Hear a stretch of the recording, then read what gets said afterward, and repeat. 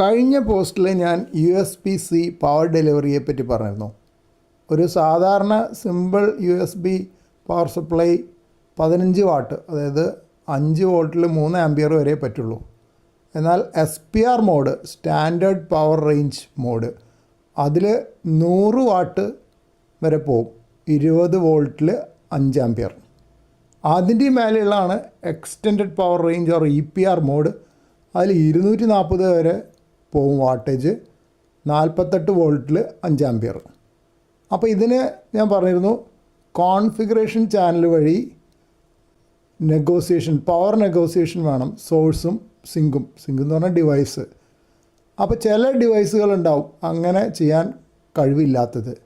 ഉദാഹരണത്തിന് ham radio portable ham radio ഉണ്ട്.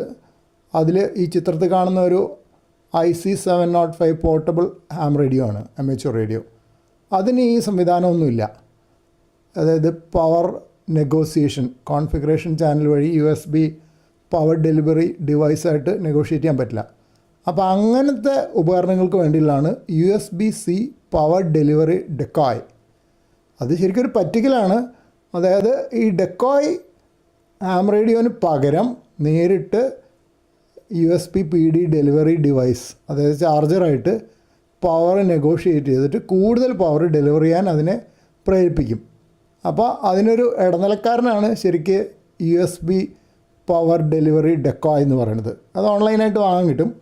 അപ്പോൾ ഇതിലിപ്പോൾ ഉദാഹരണത്തിന് ഈ IC705 പോർട്ടബിൾ അമേച്വർ റേഡിയോന് സാധാരണ അതിന് ബിൽഡ് ഇൻ ബാറ്ററി വെച്ചിട്ട് 5 വാട്ട് ഔട്ട്പുട്ടേ കിട്ടുള്ളൂ.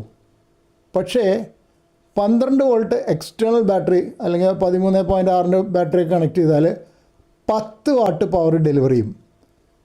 അതേസമയത്ത് ഈ നമ്മൾ ഈ എക്സ്റ്റെൻഡഡ് പവർ റേഞ്ചുള്ള ഒരു പവർ ബാങ്ക് കണക്ട് ചെയ്താൽ തന്നെ 5 വാട്ട് ഡെലിവറി ഉള്ളൂ. കാരണം ഈ എക്സ്ട്രാ പവർ ഡെലിവറി ചെയ്യാനുള്ള നെഗോസിയേഷൻ നടത്താനുള്ള സോഫ്റ്റ്വെയറും ഒന്നും ഈ റേഡിയോയിൽ നിന്ന് വരുന്നില്ല. കാരണം ആ റേഡിയോ അതിന് വേണ്ടി ഉണ്ടാക്കിയതല്ല.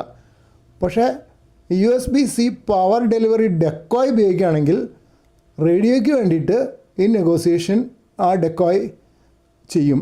അപ്പോൾ പവർ ഡെലിവറി കൂടുതലായിട്ട് വരും, 12 വോൾട്ടിൽ ഡെലിവറി ചെയ്യാനുള്ള സംവിധാനം ഉണ്ടാവും. ഈ ഡെക്കോയ്കളിൽ പലതരം ഔട്ട്പുട്ടുള്ള ഡെക്കോയ്കൾ ഉണ്ട്. അപ്പോൾ നമുക്ക് ആവശ്യത്തിനുള്ളത് വാങ്ങിക്കണം.